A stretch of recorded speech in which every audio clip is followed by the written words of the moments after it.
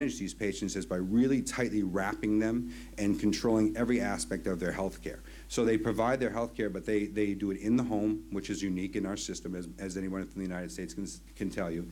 They provide them with behavioral health services, social worker services.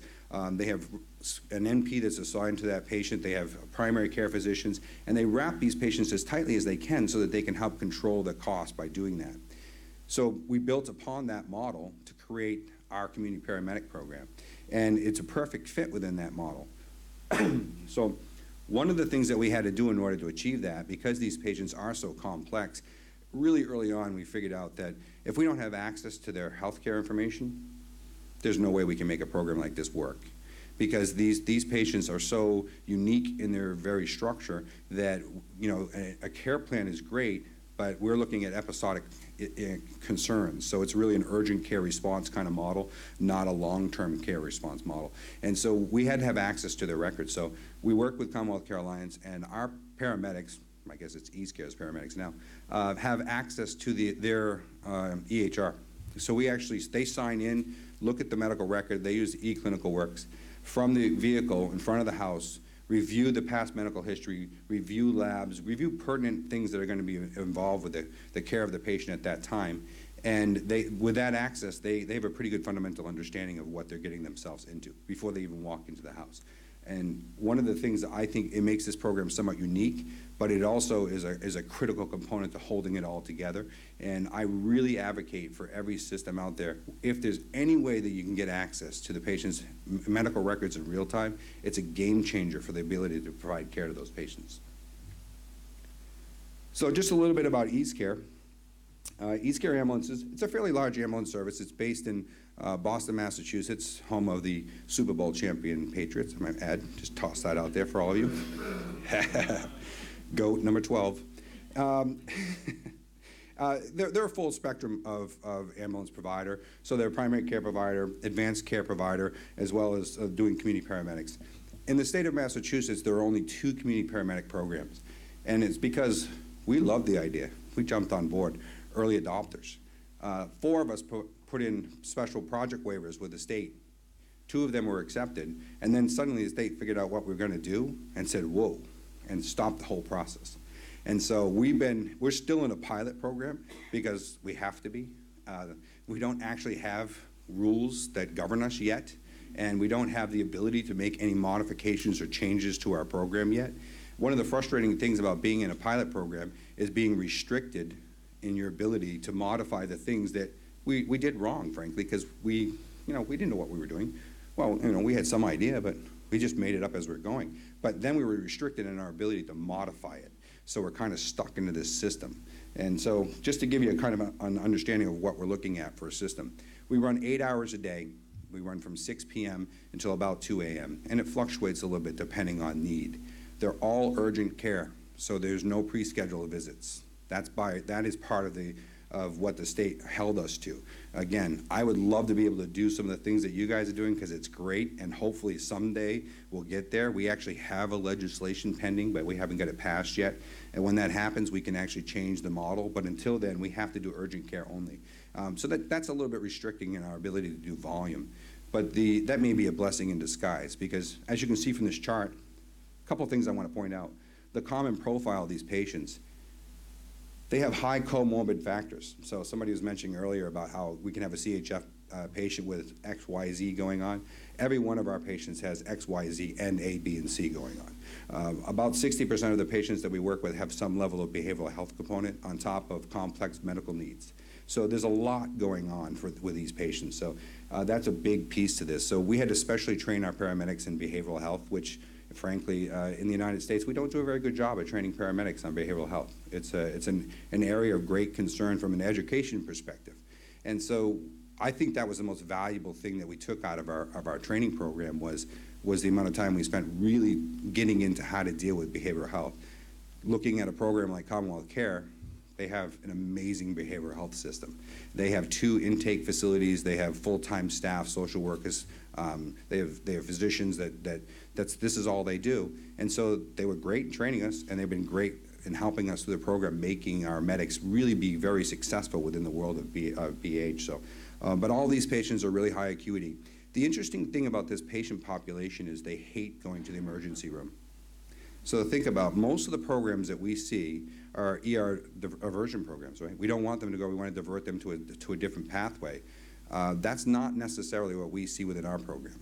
So going back to, if you've seen one community paramedic program, right? That's exactly the case here. What we see is a lot of patients that they don't like going to the ER because they know they're going to get worked up to the nth degree, because when they come through the door, they got so many comorbid factors. They look sick, and that's their baseline. So every ER doc does what they naturally do, which is work them up to the nth degree. And the net result is they get unnecessarily scanned. They get admitted to the hospital more often than they should. And so the net result is the patients learn this, and they don't go to the ER. So they wait way too long to call for help because they don't want to go through that whole rigmarole again, so they put it off and they put it off. And they take an issue which may have been relatively easy to resolve in its early stages, and they wait until it gets very complex, and the net result is then they end up going to the ER by ambulance. They end up going through the emergency room, getting admitted. They're in the hospital for 7, 8, 10 days before we can get them home again. And the transition to home is actually easier with this group than a lot of the patients that we've talked about for a lot of your programs, because they are so tightly wrapped by their primary care that the primary care team will get them home, but they're so sick it takes a long time to get them home. So they end up in the hospital for a long period of time. The net result, they don't call for help. So for the first year of our program, and you can see the upslope here, a lot of this was convincing the patients to call for help earlier. We have a new resource available to you. We're going to be able to treat you in the home and keep you out of the ER. And so that's where we see our up ramp. And then from there, you get some seasonal variations. You get some variations depending on the patients. Like in the high times, we see patients that were really, really sick that we would see 10 or 15 times, and then they pass away. But that's the nature of the reality of the patients population that we're working with. So it's not uncommon that we will see one patient 10 times in a month at the end of their life. The ultimate question for me has always been, well, what are the outcomes? Okay, here's your standard IHI triple aim criteria, right? And I ask myself these questions all the time. Is our program meeting this criteria? Anecdotally, I can stand here and say 100% yes, right? Just like everybody in this room can, right? We know our programs are meeting the IHI triple aim, but can we prove it? And that's where we fall into a problem.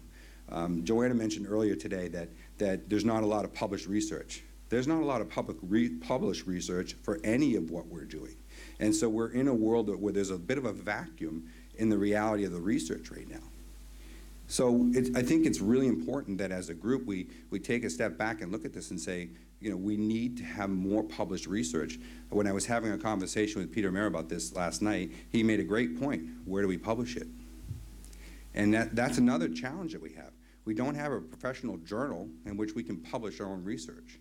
So we know we need the research. It's going to make a difference in our ability to go to other payers and say, we can save you money, help us, and really prove the whole mission. But at the same time, we don't have a place that's dedicated for us to publish the research. So it's going to be a challenge to get this done, but we need to figure out a way to get it done. So ultimately, if we look at triple aim criteria, are we saving money to the system? Hey, let's face facts. That's all the feds want to hear in our state, in our country, right? Are you saving us money? Good. That's what they want. That's what they want us to tell them. But as practitioners, we're more concerned about patient outcomes. All right. Are we improving our patients' quality of life? Are we improving our patients' long-term quality of life? And in doing that, are they happy with what we're doing for them? So there's your triple aim. And some of these things we can look at patient satisfaction surveys, and I bet you every one of us in this room are doing them. And if your results are like mine, they're overwhelmingly positive. I think we have a 95% satisfactory rate on our program, right? And so we know we're doing the right thing, and the patients really like it. And the hard part for us is, can I say that we've increased our patients' longevity or quality of life long term? I don't know, because these patients are so sick. It's impossible to tell you that. But if we made their life quality better along the way, then that's really what we're looking at as an organization. It's all about, because it's very patient-centered, and everything we do is a patient-centered approach. So we want the patients to have a better quality of life, and that's If we achieve that goal, we really achieved our goal. And if along the way we save a little money for the system, even better. Another piece to this that I think is really important is, what are the experiences of our paramedics, our community paramedics? You know, how does that compare to the advanced care paramedics, for example? I think we live in a system in the United States where there's very limited growth potential for paramedics. They reach a threshold where they say, where do I go from here? And I've asked myself this question. I went into management, and now I'm on the other side of the fence doing something different, but there's not a lot that are going to ascend into a management role because there's not a lot of roles. And so where do they go? Well, we know where they go: nursing, PA school. They go off and become, you know, I have one that left to become a roofer recently. Okay, so they just move on to other professions, unfortunately. And so we're hoping that we can create a new pathway, a new career ladder for a lot of these members, but are they happy with it? And my belief is that if we do the research on this, we're going to find that the community paramedics are really happy with their jobs. And if we can get that message and send it back to the other medics, then maybe we can keep a few more of them in the field. People that we've worked 15, 20 years making really good clinicians out of them that are excellent paramedics, and then give them another pathway to go on so that they stay in the industry instead of moving on to a different field or moving on to a different aspect of healthcare. Oops, wrong button. Some of you may have seen this article that was in the New England Journal of Medicine back last year. This article was actually done by my group, and part of this was a position piece that we put out there specifically because we're hoping that we can follow it up with a good research piece and the New England Journal will publish it. So the upside of putting this in there, and I know a few people, when they first read this, they were like, whoa. It basically says, well, I'm going to go to the next page and I'll show you a couple of quotes from it.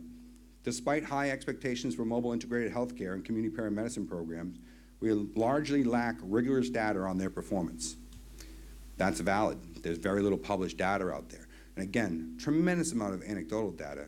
And I believe everything that when I come here, everything that I hear, I know the data is there. We got to get it into a paper somewhere so we can prove it. The second thing, the researchers also examined whether, after on-scene evaluation, EMS personnel could accurately determine whether patients could be treated outside the ED. And again, they found few studies were rigorous enough to support confident conclusions. When we look at our patient population and what we're doing, where we're looking at these acute situations of really sick patients, we're keeping these patients at home, treating them at home, but we don't really have evidence behind that to say this is safe. Well, we know it's safe now because I think we're at 1,350 patient visits at this point. Every single one of those calls goes through a triple level QA process where we look at it from a paramedic level, we look at it from the primary care medical director's level, we look at it from an emergency physician's view as well. And any patient that within 72 hours of a visit in our program that ends up going to the ED within 72 hours is an automatic M&M round review. So we see about 7% of the patients in 72 hours that post-visit that end up going to the ED, and we look at every one of them, and the majority of those are going for a different reason. So we know the program's safe, and we know we're impacting care, and now we're seeing patients call earlier, so they're not quite as sick.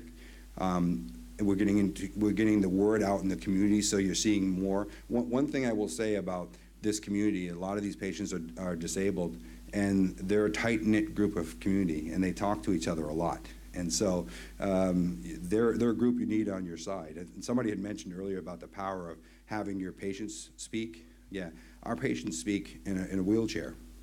And I say that not making light of it. The reality is it's a powerful message of we are the underserved within our community, and this program is helping us. And so there's a lot of value in having that representation, but it also means that you have to let them come into the room and speak to you along the way and have that oversight from that very group in order to make your program more effective and more efficient. And we do that. So that's a critical component to a total evaluation of a system like this.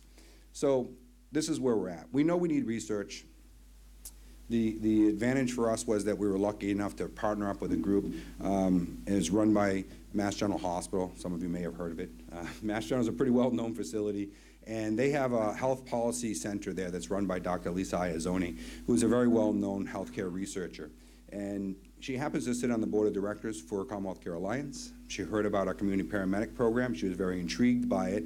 She did a little research, found out there was no research, and said, this is a great project to do research on. So Dr. Iazzoni applied for a PCORI contract. So PCORI is a Patient-Centered Outcome Research Institute. And this group, this is their statement from their website. Patient-Centered Compatible Clinical Effectiveness Research, or CER, is what they focus on. So they're focusing on taking patients that are underserved or have limited access to healthcare capabilities and looking at programs that are working to help make that system better. So Dr. Iazzoni applied for this grant with help from a few other people. You can see here Dr. Toy Najahi, who is our Chief Medical Officer for Commonwealth Care Alliance. I was one of the primary people that was involved with getting this grant when I worked for EastCare. And now that I'm no longer at EastCare, I've given it off to Scott, and he gets to do all the grunt work now, and I can sit back and just ask him for things, which is nice. But we also have the Disability Policy Consortium that is part of this group. They're actually sitting in on the PCORI meetings. They're actively involved with what we're doing, and they have a very loud vocal voice in anything that we're doing for this project. So they play a huge role in this. The Boston University School of Social Work, they're going to be responsible for a lot of our research for reaching out to patients and the paramedics, all right, and as well as the Center for Survey Research at the University of Massachusetts in Boston. So we're outsourcing the surveys so that we don't have any bias to it. And they're actually going to be doing, they just started doing surveys this week of the community paramedics themselves. We're gonna actually reach out to the other company in the state of Massachusetts that has a community paramedic program, and we're gonna do the same research on their paramedics to get job satisfaction. And then after that, they're gonna talk to about 100 standard paramedics or ACP paramedics within our system statewide to get their views on their satisfaction with their workplace experience. So we'll have a little bit of community paramedics compared to regular paramedics. That's part of this study. They're doing all that research. So we outsourced all of that. They'll be talking to the patients. That starts this month as well. They'll be reaching out to the patients. And they're going to take up some time and really dig into what the patients liked about the service or didn't like. So it becomes a paid survey, and we're going to send people to their homes for most of these patients because they're locked in for the most part. They're not able to get out and about easily. But they're going to send researchers into the home to actually have conversations with the patients directly. The PCORI project is broken down into 4 specific aims. So we're looking at 4 primary areas within the whole concept of community paramedics. So specific aim 1 is to compare outcomes of CP care with standard urgent care outcomes across 3 health and healthcare outcomes. So we're looking at 3 dispositions, and we're comparing it for the patient population that we're working with that has access to this. And then we had to find another patient population that doesn't have access to it. Now, as I said to you earlier, we have a very unique patient population group. So we had to try and find and figure out how do we get a comparative group to study against. Luckily, the state, because they restricted our ability to expand our program, has locked us into a very narrow window of space around the city of Boston. Well, Commonwealth Care Alliance is a statewide system. So in Western Massachusetts, we have another base of operation there with a very large patient population group, and they were able to look at similar patients in the Springfield marketplace where they don't have access to the system compared to the Boston marketplace where we do have access to the system, and they're comparing them that way. So that's how we're going to do that comparison study. We're going to look at transportations to the ED by ambulance. We're going to look at hospital admissions following the ED visits. And then we're going to look at healthcare services received within 1 week, 1 month, or 3 months from the initial urgent call. So did we miss something, basically? And I can say to this point, we haven't really missed anything. I know that comfortably because we look very closely and we feel very comfortable in saying that. But again, we need the data done. We need it done by outside sources. And we need to be able to prove it to the world, if you will. Specific aim 2, we're going to compare person-centered outcomes with community paramedic care with outcomes of standard urgent care patients. So we're going to look at the patient care and their perceptions of their care. So the way they're doing this is experiences and perceptions of the urgent care patient across the urgent care episode. So isolated incident, you called because you had shortness of breath. We sent the paramedics to your house and they treated you. All right, and if you're in Western Massachusetts, you called because you had shortness of breath and the only options we had was to send you to the hospital. All right, we're also going to factor into this reports of the family or household members, neighbors, personal care assistants, or other persons designated by the patient as available upon their experiences during and views of the urgent care episode. Two things we recognize on this is that when you're looking at a patient population that has a lot of comorbid factors, that they tend to be very, very sick, or they have limited mobility, when they go to the emergency room, it impacts other people. So it's not just about the patient. It's about their patient care worker that's going with them, or their family member that has to leave their job for the day to come in and sit with them in Mass General ER or some other ER. And so there's a lot more to this than just what happened to the patient. It's what happened to the family members associated with the patient. So we're going to try and work that into this as well, because we feel that that is very relevant to the big picture of what we're doing here. Our work is not just impacting a patient. It is impacting a lot of other people along the way. So we're trying to get that voice heard within the structure. The third specific aim, to compare job satisfactions and professional experiences and perceptions of community paramedics versus other ACPs serving urgent care patients. In our area, the community paramedics so far have been isolated to the ACP marketplace. So we're only using ACPs as community paramedics, and so we're only going to compare them against other ACPs. We're not looking at the primary care level currently. And then specific aim 4, to assess two major aspects of CP that are critical to disseminating it beyond CCA. The goal of this research by the PCORI grant is to figure out, one, does this work? Can we show that it works? And how can we put the information out there to replicate a system like this in other areas? So those are the three, that's really what this is all about, and that's what this comes down to. So reliability of clinical decisions required during CP care, initial decision to send the paramedic rather than EMS emergency response, and decision once the CP is on scene about whether to call in EMS. Turns out one of the most difficult things to do here is that interreliability component.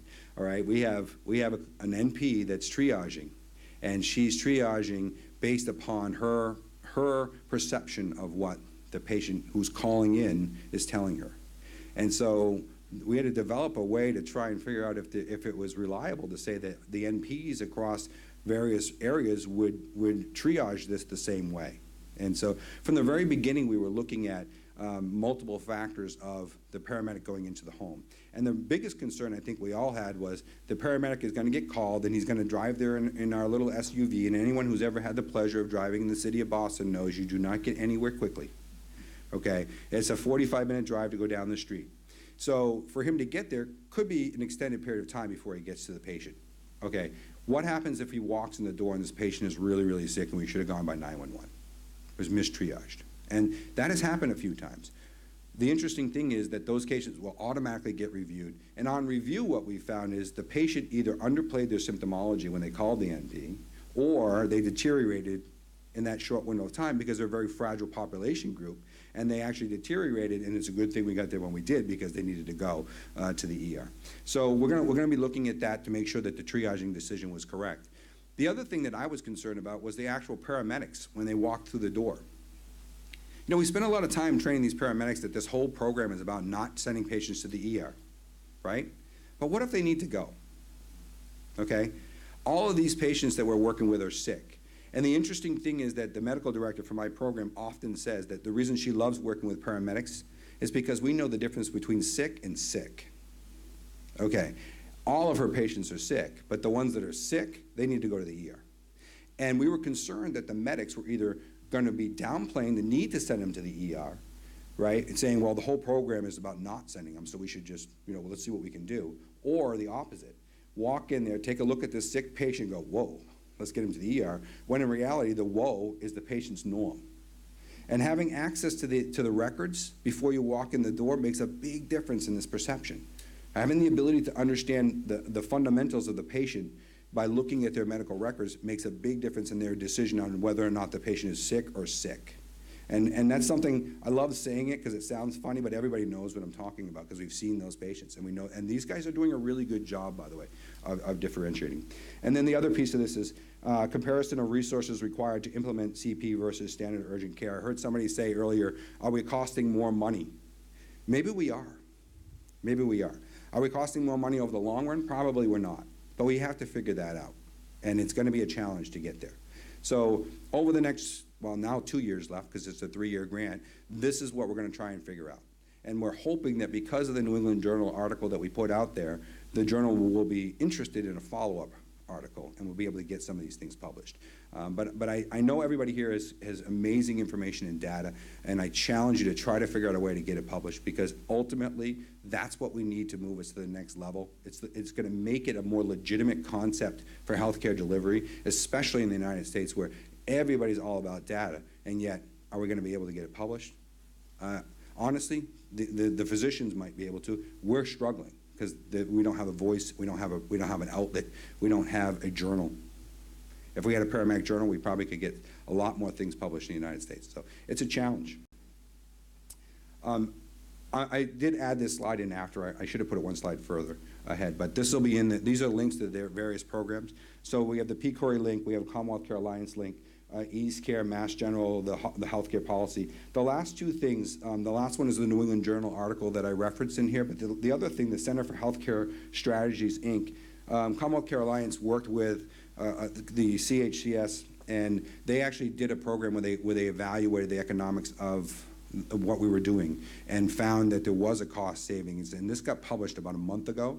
It is available online, and within that article, there's a separate link that will take you to a page where you can input your own data about your patient population groups and figure out if you can have cost savings. So they actually built a tool to create a business model, and it links it from that link. So I put it in there so everyone can see it. Questions?